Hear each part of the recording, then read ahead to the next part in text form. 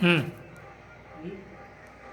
नहीं, आइए हम लोग आज केमिस्ट्री का कुछ ऐसे क्वेश्चन देखेंगे जो एग्जामिनेशन में बार बार पूछा जाता है। खास करके बिहार बोर्ड में बहुत बार ऐसा क्वेश्चन है जो कि रिपीट हो गया। तो आइए, इंपॉर्टेंट क्वेश्चन है, बहुत इंपॉर्टेंट क्वेश्चन जो हमेशा पूछा जाता है। जैसे एक क्वेश्चन है कि फास्फोरस पेंटाक्लोराइड PCl5 का यौगिक बनना संभव है, परंतु NCl5 का यौगिक बनना संभव नहीं है।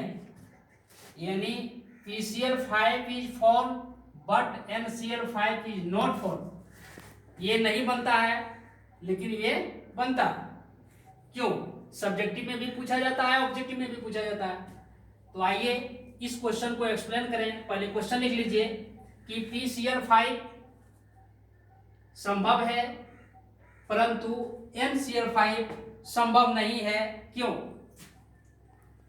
तो आइए ध्यान दीजिएगा, फास्फोरस का आप लोग परमाणु संख्या जानते हैं। फास्फोरस का परमाणु संख्या 15। इलेक्ट्रॉनिक विन्यास भी जानते होंगे, 1s2 2s2 2p6 3s2 3p3।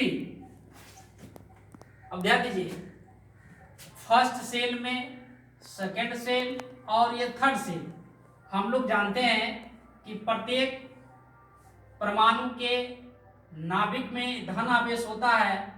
ये first cell, second cell, third cell है, 1 2 और ये 3 Kl और ये M। इसमें सिर्फ S सबसेल है, इसमें S और P है, इसमें S P और D है। लेकिन ध्यान दीजिए, देखिए इसमें फास्फोरस के पहला कक्षा में 2 इलेक्ट्रॉन, दूसरा कक्षा में 2 और 6, ये दोनों जुड़ जाएगा, 2 6 8 इलेक्ट्रॉन, तीसरा कक्षा में 3 2 5 इलेक्ट्रॉन। लेकिन इसमें P भी भरा नहीं है, P में 6 इलेक्ट्रॉन होना चाहिए, लेकिन आपके पास 15 इलेक्ट्रॉन है, 15 इलेक्ट्रॉन यहां तक उड़ गया है। लेकिन इसमें D भी है, क्योंकि तीसरा कक्षा में D भी उपकक्षा होता है, इसीलिए D है, लेकिन D खाली है। अब ध्यान दीजिए, फास्फोरस परमाणु के बाहरी कक्षा में 5 इलेक्ट्रॉन, जिसमें 3s2 और 3p3।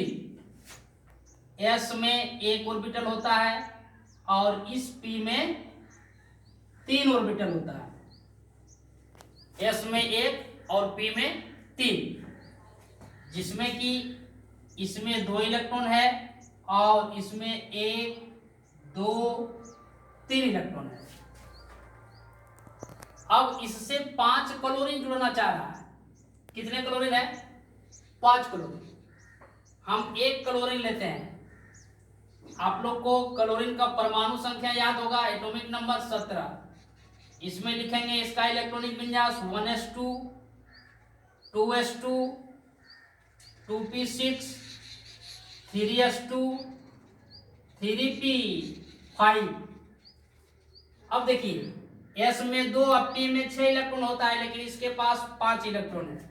यानी P में कहने का मतलब ये हुआ कि P में पूरी तरह से भरा नहीं है, P में 1 इलेक्ट्रॉन अकेला है।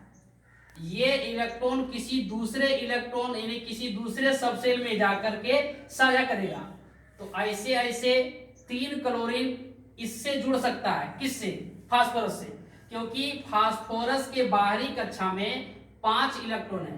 फास्फोरस के बाहरी कक्षा में टोटल 5 इलेक्ट्रॉन, और पांचों इलेक्ट्रॉन में से मात्र 3 इलेक्ट्रॉन अकेला है। इसीलिए क्लोरीन 3 क्लोरीन ही जुड़ सकता है, 1 क्लोरीन इसमें, 1 क्लोरीन इसमें और 1 क्लोरीन इसमें। परंतु इसमें 5 क्लोरीन जुड़ा है। वो कैसे जुड़ा है? ध्यान दीजिए, क्या हुआ है, जब 5 क्लोरीन फास्फोरस परमाणु पर अटैक किया यानी प्रहार किया, 5 क्लोरीन क्या किया, फास्फोरस परमाणु पर प्रहार किया जुड़ने के लिए। तब क्या हुआ कि फास्फोरस परमाणु का s उपकक्षा से एक इलेक्ट्रॉन उत्तेजित होकर के इसी के d उपकक्षा में चला गया। समझ गए? ऐसा कब हुआ? जब 5 क्लोरीन उस पर प्रहार किया, 5 क्लोरीन उससे जुड़ना चाह रहा है, जुड़ने का जगह मात्र 3 है लेकिन जुड़ना चाह रहा है 5। अब इस केस में क्या किया, फास्फोरस अपना एक इलेक्ट्रॉन s से उत्तेजित होकर के किसमें दिया, d में। इसमें देने से क्या हुआ, देखिए s में मात्र एक इलेक्ट्रॉन बचा, देने के बाद क्या हुआ 3s1 और p में कोई चेंजिंग नहीं हुआ, p में 3 इलेक्ट्रॉन था, अभी भी 3 इलेक्ट्रॉन है, लेकिन चेंजिंग यहाँ d में एक भी इलेक्ट्रॉन नहीं था, लेकिन अब इसमें एक इलेक्ट्रॉन आ गया। अब बनाइए s में एक इलेक्ट्रॉन, p में 3 इलेक्ट्रॉन और d में ऑर्बिटल की संख्या 1 2 3 4 5, लेकिन इलेक्ट्रॉन इसमें मात्र 1 है। फिर से देखिए, जब 5 क्लोरीन फास्फोरस से जुड़ना चाहा तो इसके बाहरी कक्षा में 5 इलेक्ट्रॉन था, लेकिन 5 इलेक्ट्रॉन में से 3 ही इलेक्ट्रॉन अकेला था, 2 इलेक्ट्रॉन जोड़ा था। तो जब 5 क्लोरीन इस पर अटैक किया तो ये अपना इलेक्ट्रॉन s एक उत्तेजित होकर के किसमें दे दिया, d में। d में देने से क्या होगा, टोटल अयुग्मित इलेक्ट्रॉन की संख्या 5 हो गया। अयुग्मित मतलब अनपेयर्ड इलेक्ट्रॉन, अकेला इलेक्ट्रॉन। तो अयुग्मित इलेक्ट्रॉन की संख्या 5, 1 2 3 4 5। अब क्या होता है कि 5 क्लोरीन आसानी से एक एक इलेक्ट्रॉन दे करके इस फास्फोरस परमाणु से जुड़ जाएगा। तो ऐसे ऐसे कितने क्लोरीन है, 5 क्लोरीन है। तो एक क्लोरीन इससे जुड़ गया, दूसरा क्लोरीन इससे जुड़ गया, तीसरा क्लोरीन इससे जुड़ गया, चौथा क्लोरीन इससे जुड़ गया, 5वां क्लोरीन इससे जुड़ गया। इस प्रकार से फास्फोरस के बाहरी कक्षा में 5 इलेक्ट्रॉन था और 5 इलेक्ट्रॉन से 5 क्लोरीन आपस में जुड़ गए।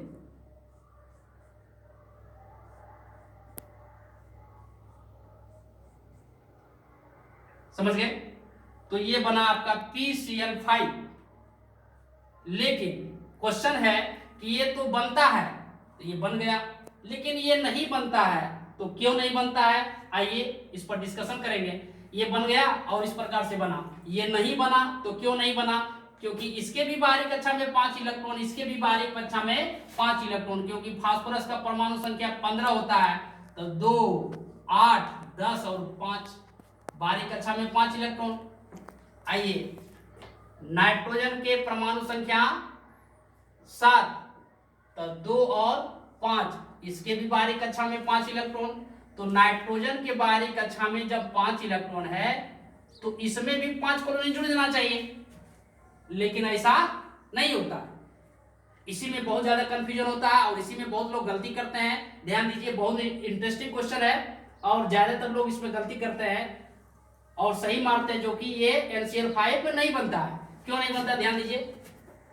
तो सबसे पहले फिर नाइट्रोजन का हम लोग इलेक्ट्रॉनिक कॉन्फ़िगरेशन लिखेंगे, इलेक्ट्रॉनिक विन्यास लिखेंगे, परमाणु संख्या 7। इसके बाद लिखिए 1s2 2s2 2p3। ध्यान दीजिए, इसी में सबको समझना है, अभी जस्ट ध्यान दीजिएगा। ये नाभिक हो गया, पहला कक्षा, दूसरा कक्षा, तीसरा कक्षा। आप ध्यान दीजिएगा कि इसमें मात्र 2 ही कक्षा है, पहला और दूसरा। तो पहला कक्षा, दूसरा कक्षा, तीसरा कक्षा तो इसमें है ही नहीं, तीसरा सेल नहीं है। तो इसमें आ गया S और इसमें S और P।